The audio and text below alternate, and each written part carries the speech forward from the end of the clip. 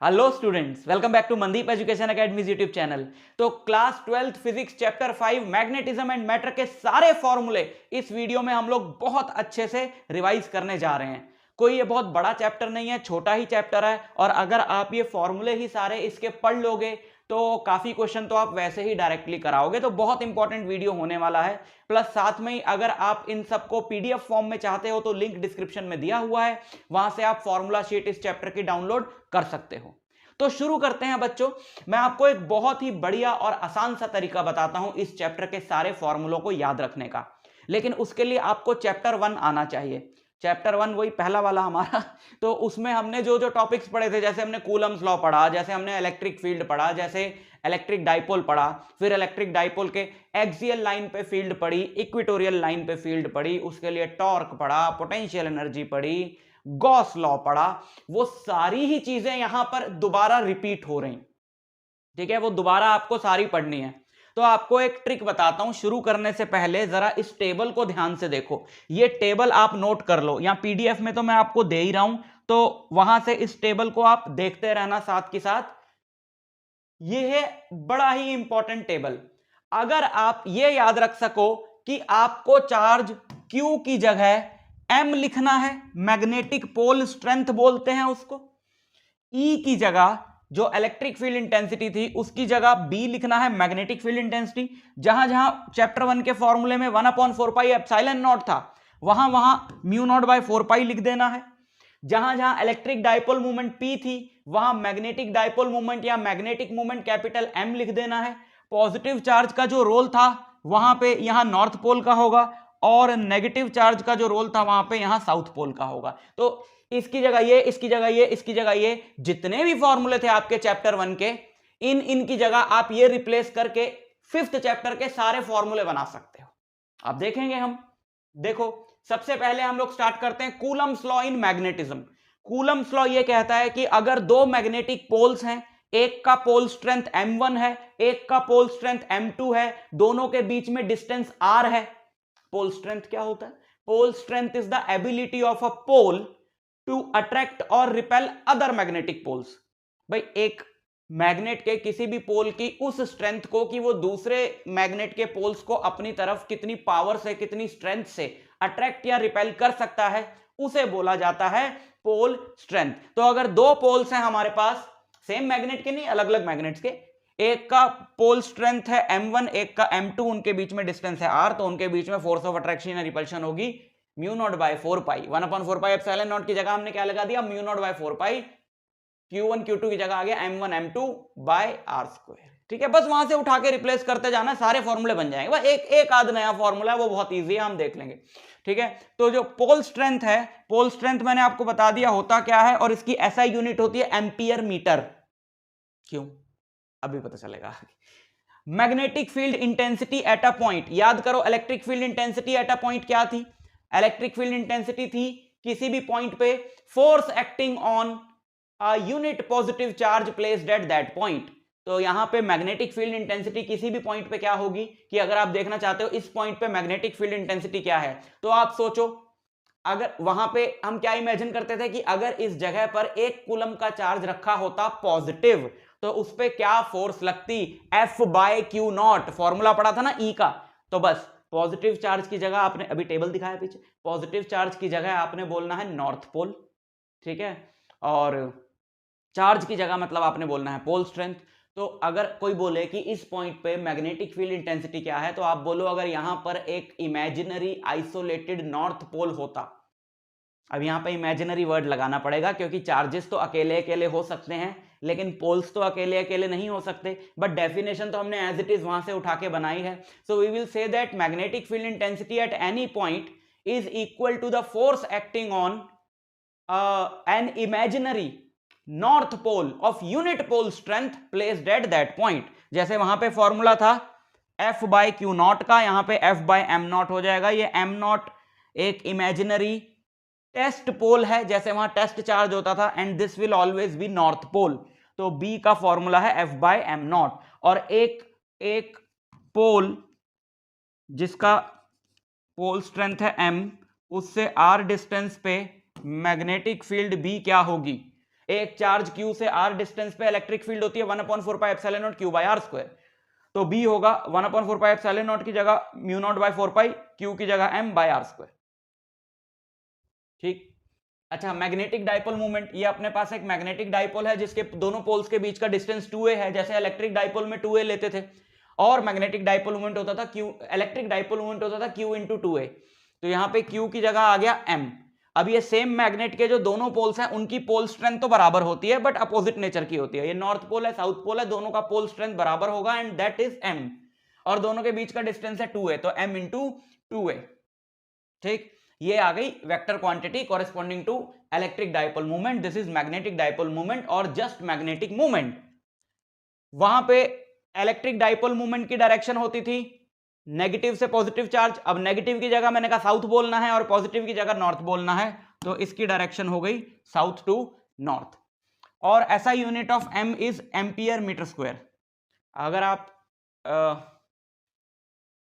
इससे पहले वाला चैप्टर क्या नाम है उसका, मूविंग चार्जेस एंड मैग्नेटिज्म को आपने अच्छे से पढ़ा है, तो वहां पे आपने पढ़ा होगा कि एक लूप की जो मैग्नेटिक मूवमेंट होती है, मैग्नेटिक मूवमेंट हम पहले भी पढ़ चुके हैं, एक लूप की जो मैग्नेटिक मूवमेंट होती है वो मैग्नेटिक मूवमेंट की जो ऐसा यूनिट होती है, लूप की जो मैग्नेटिक मूवमेंट होती है वो NIA होती है। ये फॉर्मूला मैंने इस चैप्टर में भी आगे इंक्लूड करा हुआ है। NIA मतलब N is number of turns in the loop, I is current in the loop, A is area of the loop. देखो, हर एक मैग्नेटिक सोर्स अपने आप में डाइपोल है और किसी भी मैग्नेटिक डाइपोल की डाइपोल मूवमेंट तो होती ही है। तो अगर एक सर्कुलर लूप है या स्क्वायर लूप है या रेक्टेंगुलर करंट कैरिंग लूप है तो वो अपने अराउंड मैग्नेटिक फील्ड प्रोड्यूस करता है, तो ऑब्वियसली वो मैग्नेटिक फील्ड का सोर्स है, तो उसकी भी तो कोई डाइपोल मूवमेंट होगी ना।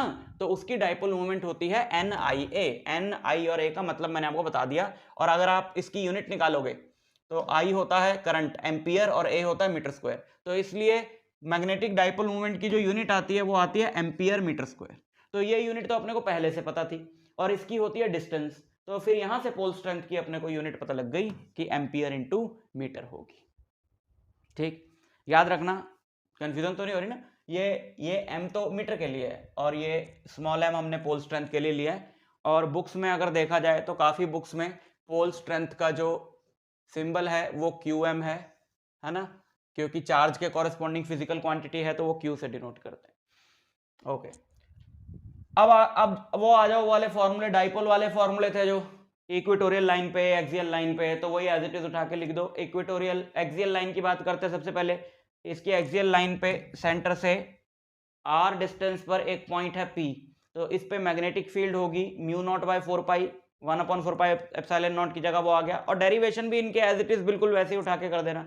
वो होता था 2PR, तो ये होगा 2mr, डिनोमिनेटर में वही। और शॉर्ट डाइपोल के लिए हम a को इग्नोर कर देते थे, r की पावर 4 आएगी, एक r से कट जाएगा, नीचे r³ बचेगा, है ना। शॉर्ट डाइपोल याद है ना आपको। शॉर्ट डाइपोल मतलब जब a बहुत छोटा है और r बहुत बड़ा, यानी डाइपोल बहुत छोटा और ये जो पॉइंट है बहुत दूर लाई करता है, तो हम a को इग्नोर कर देते। ठीक, इक्वेटोरियल वाला फॉर्मूला भी एज इट इज उठा के लिख दिया, 1/4 पाई एप्सिलॉन नॉट की जगह म्यू नॉट बाय 4 पाई, वहां P होता था, यहाँ M आ गया, डिनोमिनेटर तो वही रहा। शॉर्ट डाइपोल के लिए A को 0 डाल दिया, 2 से 2 कटा, नीचे r³ बचे। ठीक, torque acting on a magnetic dipole placed in external magnetic field. Torque acting on a magnetic dipole, अब वहां पे भी हम एक इलेक्ट्रिक डाइपोल को एक्सटर्नल इलेक्ट्रिक फील्ड में प्लेस करते थे, तो उस पर टॉर्क एक्ट करता था PE sin थीटा। यहां पर भी हमारे पास एक मैग्नेटिक डाइपोल है, ये हमने इसको एक्सटर्नल मैग्नेटिक फील्ड में प्लेस किया साउथ टू नॉर्थ। ये रही इसकी डाइपोल मूवमेंट M, किसी और कलर से बना देते, ये रही इसकी डाइपोल मूवमेंट M, है ना। और डाइपोल मूवमेंट और मैग्नेटिक फील्ड के बीच का एंगल है थीटा। अच्छा, नॉर्थ पोल पे इस तरफ फोर्स लगेगी MB, जैसे वहां पे एक चार्ज Q पे E इलेक्ट्रिक फील्ड में फोर्स लगती थी QE, यहां पर एक पोल M पे B इलेक्ट्रिक फील्ड में फोर्स लगेगी MB। अगर वो नॉर्थ पोल है तो फील्ड की डायरेक्शन में, साउथ पोल है तो अपोजिट डायरेक्शन में, तो इस पे टॉर्क लगेगा ऐसे, ये घूमेगा और वो टॉर्क होता था PE sin थीटा, तो ऑब्वियसली ये टॉर्क होगा MB sin थीटा, क्योंकि P की जगह M है, E की जगह B है। ठीक है, वेक्टर फॉर्म वो P क्रॉस E होता था, ये M क्रॉस B है। स्टेबल इक्विलिब्रियम की कंडीशन और अनस्टेबल इक्विलिब्रियम की कंडीशन वही रही, थीटा 0 डिग्री, थीटा 180 डिग्री। ठीक, पोटेंशियल एनर्जी का फॉर्मूला वहां पे होता था P, ये कैपिटल M है, P E cos theta 2 minus cos theta 1, है ना। अगर आपका एक डाइपोल है मैग्नेटिक फील्ड में जो फिलहाल थीटा 1 एंगल पर है और वो इधर घूमना चाहता है ना, जैसे थीटा 1 एंगल पर है बट वो इधर घूमना चाहता है और मैंने उसको उल्टा घुमा दिया सच दैट कि एम और बी के बीच का एंगल मैंने कर दिया थीटा 2, तो मुझे जो वर्क करना पड़ेगा वो होगा minus M B cos theta 2 minus cos theta 1, और ये वर्क जो है इसकी पोटेंशियल एनर्जी के रूप में स्टोर हो जाएगा, इसलिए जैसे ही मैं इसको छोड़ूंगा ये वापस घूम जाएगा। So that potential, same concept है, that potential energy is this. और अगर इनिशियल एंगल 90 डिग्री ले लें, थीटा 2 थीटा ले लें कि परपेंडिकुलर डायरेक्शन से किसी भी एंगल पे मैंने घुमाया है, तो cos 90 0 हो जाएगा। ये अरे मैंने स्मॉल m क्यों लिख दिया भाई, ठीक कर लेना बेटा इसका, minus M B cos theta और एम बी कॉस थीटा मतलब m डॉट बी, ठीक है। ओके, हो गए ये वाले स्लाइड के फॉर्मूले। अगले, अच्छा, Gauss law in magnetism. Gauss law in magnetism कहता है कि किसी भी क्लोज्ड सरफेस के थ्रू जो नेट मैग्नेटिक फ्लक्स होगा वो जीरो होगा, जैसे क्लोज सरफेस है। देखो चैप्टर 1 में एक क्वेश्चन आता था कि अगर एक क्लोज सरफेस ने एक डाइपोल एनक्लोज करा हुआ है तो फिर उसके थ्रू फ्लक्स कितना होगा, और उस क्वेश्चन का आंसर था जीरो, क्योंकि अगर एक ये क्लोज सरफेस है ना, और इसने एक डाइपोल एनक्लोज करा, डाइपोल मतलब जितना पॉजिटिव चार्ज उतना ही नेगेटिव चार्ज, इसलिए आंसर जीरो रहेगा, क्योंकि जितनी इलेक्ट्रिक फील्ड लाइंस बाहर निकलेंगी पॉजिटिव से उतनी ही नेगेटिव में वापस घुस जाएंगी, है ना। जितनी पॉजिटिव से बाहर निकलेंगी उतनी ही नेगेटिव में वापस घुस जाएंगी। तो नेट इलेक्ट्रिक फ्लक्स क्या रहता था, जीरो, जब भी एक क्लोज सरफेस एक डाइपोल एनक्लोज करता था। बट इलेक्ट्रिक फील्ड में तो आइसोलेटेड चार्जेस भी हो सकते हैं और डाइपोल्स भी हो सकते हैं, बट मैग्नेटिक फील्ड में, या मैग्नेटिक फील्ड का source is always a dipole. जहां जहां नॉर्थ है वहां साउथ होगा, मोनोपोल्स एग्जिस्ट नहीं कर सकते, जहां साउथ है वहां नॉर्थ होगा। इसलिए किसी भी क्लोज सरफेस के अंदर अगर एक मैग्नेटिक फील्ड का सोर्स है तो उस सोर्स में नॉर्थ पोल और साउथ पोल दोनों होंगे। तो अगर उसमें से नॉर्थ से मैग्नेटिक फील्ड लाइंस निकली हैं तो साउथ में वापस भी घुसेंगे, है ना। तो जितनी इस सरफेस से मैग्नेटिक फील्ड लाइंस बाहर जाएंगी उतनी ही वापस अंदर भी आ जाएंगी। तो net magnetic flux through a close surface will always B zero, not Q by epsilon not जैसे वहां होता था, and this is Gauss law, ठीक। अच्छा, ये magnetic moment of a loop वाला फॉर्मूला हम पहले ही डिस्कस कर लिए हैं, और यहां पर भी मैं लिख के लाया था क्योंकि ये इंपॉर्टेंट है इस चैप्टर के लिए भी। अच्छा, मैग्नेटाइजेशन ऑफ मटेरियल्स, इसमें समझो जरा, जब हम किसी भी ऐसे मटेरियल को मैग्नेटिक फील्ड में प्लेस करते हैं जो मैग्नेटाइज हो सकता है, जैसे आयरन, तो वो मैग्नेटाइज हो जाता है ना। जैसे कि जैसे हमारे पास एक ये आयरन का बार है और हम इसको मैग्नेटाइज करना चाहते हैं, तो हमने क्या किया, हमने इसको एक सॉलिनॉइड के कोर में प्लेस कर दिया, ठीक है। हमने इसको एक सॉलिनॉइड के कोर में प्लेस कर दिया ऐसे, ठीक, सॉलिनॉइड के अंदर ठूंस दिया। ओके, तो सबसे पहले तो देखो, पहली टर्म है मैग्नेटाइजिंग फील्ड। हमने क्या किया, इस सॉलिनॉइड में ऑब्वियसली हमने इस अंदर वाले आयरन बार को मैग्नेटाइज करना है, तो हमने इस सॉलिनॉइड को एक बैटरी से कनेक्ट कर दिया। जब हमने इसको बैटरी से कनेक्ट किया तो इसके अंदर एक करंट फ्लो किया आई, है ना, और उसकी वजह से सॉलिनॉइड के इंटीरियर में एक मैग्नेटिक फील्ड पैदा हो गई। ये पढ़ा है इस मैग्नेटिक फील्ड के बारे में तो हमने, और ये मैग्नेटिक फील्ड क्या होती है सॉलिनॉइड के अंदर, सॉलिनॉइड के अंदर मैग्नेटिक फील्ड होती है mu naught N I, where N is the number of turns per unit length of the solenoid. अब ये जो अंदर जो आयरन का बार हमने रखा है, ये इसी फील्ड की वजह से तो मैग्नेटाइज होगा। हर मटेरियल मैग्नेटिक फील्ड में मैग्नेटाइज नहीं हो जाता, कुछ पर्टिकुलर टाइप के मटेरियल्स ही मैग्नेटिक फील्ड में मैग्नेटाइज होते हैं, which are called paramagnetic materials, ठीक है, जिसके बारे में चैप्टर में डिटेल में जाएंगे, ये तो सिर्फ फॉर्मूले का वीडियो है, ठीक। सो ये जो फील्ड म्यू नॉट एन आई आई है, इस फील्ड में अब ये आयरन बार पड़ा हुआ है और इसी की वजह से ये मैग्नेटाइज हुआ है, तो इस वाली फील्ड को बोलते हैं मैग्नेटाइजिंग फील्ड, यानी मैग्नेटाइज करने वाली फील्ड, है ना। तो ये हो गई मैग्नेटाइजिंग फील्ड। अच्छा, इस फील्ड को अगर मैंने बदलना हो तो मेरे हाथ में दो चीजें हैं, एन और आई। म्यू नॉट मैं थोड़ी बदल सकता हूं, वो तो फिक्स्ड है। तो मेरे हाथ में दो चीजें हैं, एन और आई। या तो मैं इस सॉलिनॉइड में नंबर ऑफ टर्न्स बदल सकता हूं। मैं देख रहा हूं यार आयरन बार को जितना मैग्नेटाइज मैंने करना उतना हुआ नहीं, शायद मैग्नेटिक फील्ड वीक रह गई, तो मैं चाहता हूं मैं मैग्नेटिक फील्ड को बढ़ाऊं। So I can increase two things, number of turns per unit length and current. तो इन दोनों के प्रोडक्ट को बोलते हैं मैग्नेटाइजिंग फील्ड इंटेंसिटी। मतलब हमारे हाथ में जो चीज है ना, मैग्नेटाइजिंग फील्ड की इंटेंसिटी हम कैसे चेंज करें, एन और आई को चेंज करके, and that is represented by H. इसकी यूनिट होती है एम्पियर पर मीटर। ठीक, next is intensity of magnetisation, की ये सब्सटेंस कितना मैग्नेटाइज हुआ है। कोई भी सब्सटेंस अगर मैग्नेटाइज होगा तो उसके अंदर मैग्नेटिक डाइपोल्स बन जाएंगे। ठीक है, तो उसके अंदर आ जाएगी डाइपोल मूवमेंट। अगर जो देखो, जैसे ये आयरन का बार है ना, जब ये इस मैग्नेटिक फील्ड में नहीं रखा था तो ये मैग्नेटाइज नहीं था, क्योंकि इसके अंदर के जो सारे डाइपोल्स थे, हर एक एटम अपने आप में एक डाइपोल होता है, ये आप इस चैप्टर में पढ़ोगे, तो इसके अंदर के जितने भी एटम्स थे यानी सारे डाइपोल्स, उन सब की डाइपोल मूवमेंट रैंडमली ओरिएंटेड थी। और क्योंकि डाइपोल मूवमेंट वेक्टर क्वांटिटी होती है तो नेट डाइपोल मूवमेंट था 0। लेकिन जैसे ही हमने इसको एक्सटर्नल मैग्नेटिक फील्ड में रखा, सबकी जो डाइपोल्स, सारे डाइपोल्स जो हैं वो एक ही डायरेक्शन में अलाइन कर गए, तो इसमें एक नेट मैग्नेटिक मूवमेंट आ गया m। तो पर यूनिट वॉल्यूम कितना इसमें मैग्नेटिक मूवमेंट आया, उसी से तो पता चलेगा ये कितना मैग्नेटाइज हुआ है। भाई एक इतना सा सब्सटेंस आपने रखा और एक इतना बड़ा रखा है, तो अगर सिर्फ अगर हम टोटल मैग्नेटिक मूवमेंट देखेंगे तो हमें यह नहीं पता लगेगा कौन सा ज्यादा मैग्नेटाइज हुआ है ना। इसमें भी 10 यूनिट मैग्नेटिक मूवमेंट इंड्यूस हुआ, इसमें भी 10 यूनिट मैग्नेटिक मूवमेंट इंड्यूस हुआ, पर ये बड़ा है ये छोटा है, तो ऑब्वियसली ये ज्यादा मैग्नेटाइज हुआ। तो किस चीज से हम मेजर करें कि कौन सी चीज ज्यादा मैग्नेटाइज हुई है, हम उसको मेजर करेंगे magnetic movement per unit volume से, and that is called intensity of magnetization. ठीक है, अच्छा, एक तो हमने एक्सटर्नल मैग्नेटिक फील्ड में इसको रखा और एक इसके अंदर खुद भी इंड्यूस हो गई, और जो इसके अंदर खुद फील्ड इंड्यूस हुई है वो है bm। इसके अंदर जो खुद फील्ड, देखो एक्सटर्नल कौन सी है जिसमें हमने इसको रखा, b0 है ना, और इसके अंदर जो खुद इंड्यूस हुई है वो है bm। और बच्चों याद रखना bm जो है वो म्यू नॉट इंटू im होती है। ठीक है, im is intensity of magnetisation.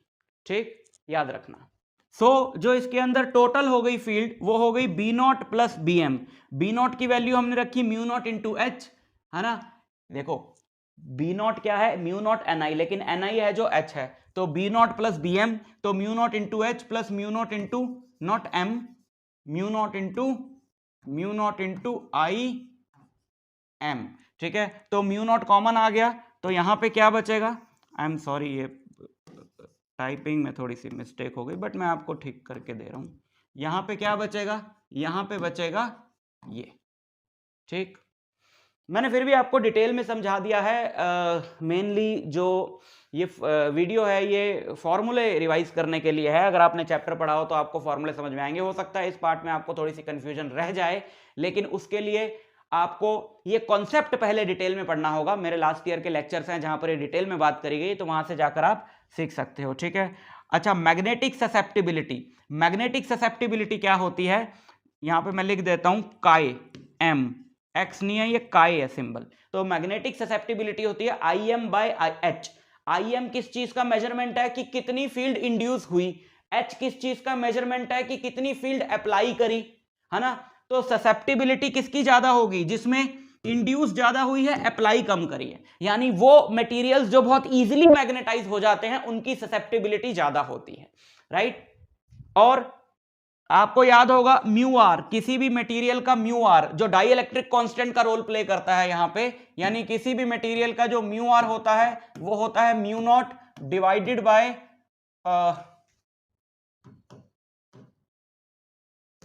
Mu M, उस मटेरियल की परमेबिलिटी डिवाइडेड बाय एयर की परमेबिलिटी, है ना, लास्ट चैप्टर में आपको बताया था। सो म्यू आर होता है 1 प्लस ससेप्टिबिलिटी काई एम, ये इन दोनों का रिलेशन होता है। ठीक है, next, effect of temperature on magnetization of materials. देखो हम ये देखना चाह रहे हैं कि किसी भी मटेरियल की मैग्नेटाइजेशन पे टेम्परेचर का क्या इफेक्ट पड़ता है, तो देखें जरा फॉर्मूला क्या है कि जो इंटेंसिटी ऑफ मैग्नेटाइजेशन है Im, that is equal to C into H by T। H आप जानते हो मैग्नेटाइजिंग फील्ड इंटेंसिटी है, और T जो है वो टेम्परेचर है, और C एक कांस्टेंट है जिसको बोलते हैं क्यूरी कांस्टेंट। यानी कि intensity of magnetization is inversely proportional to temperature for a fixed N and I, है ना। अगर H फिक्स कर दूं और C तो है ही कांस्टेंट, तो intensity of magnetization is inversely proportional to temperature, यानी टेम्परेचर जितना हाई होगा सब्सटेंस को मैग्नेटाइज करना उतना ही मुश्किल होगा, यानी उसकी इंटेंसिटी ऑफ मैग्नेटाइजेशन उतनी ही कम होगी। उसका सिंपल सा रीजन है कि अगर टेम्परेचर हाई होगा तो उसके डोमेन्स को एक पर्टिकुलर डायरेक्शन में अलाइन करना मुश्किल हो जाएगा, वो सब रैंडमली अपनी थर्मल एनर्जी की वजह से रैंडमली ओरिएंट ज्यादा होंगे, ठीक। और Im बाय एच, इस H को इधर ले आऊं तो Im बाय एच क्या होता है, अभी पीछे आपको बताया Im बाय एच होता है magnetic susceptibility, and that is equal to C by T। So this is called Curie law कि susceptibility of a material is inversely proportional to temperature of the substance, ठीक है। तो last set of फॉर्मूले जो थे वो ये हैं। छोटा सा ही चैप्टर है, अगर थ्योरी वाइज भी देखें तो कोई बहुत ज्यादा टॉपिक्स नहीं है इसके, तो फॉर्मूला शीट डाउनलोड कर लेना। मैं आपसे मिलता हूं नेक्स्ट लेक्चर में, तब तक के लिए ऑल द वेरी बेस्ट।